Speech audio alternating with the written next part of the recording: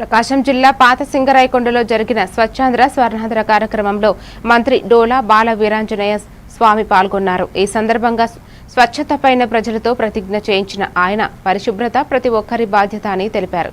గ్రామంలో పచ్చదనం, పరిశుభ్రతకు ప్రభుత్వం అధిక ప్రాధాన్యతని ఇస్తోందని పేర్కొన్నారు.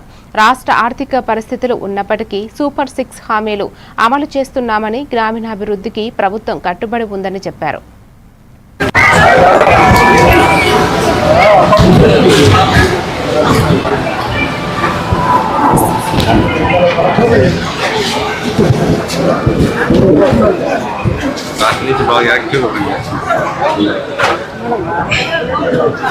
జీతాలు వచ్చినాయా?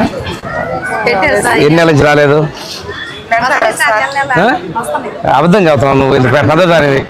3 నెలల జీతమాల కొరకు శ్రమదానం చేసి పరిశుభ్రత గురించి నేను వేసిన ఈ ముందడుగు ఆంధ్ర రాష్ట్రాన్ని పరిశుభ్రంగా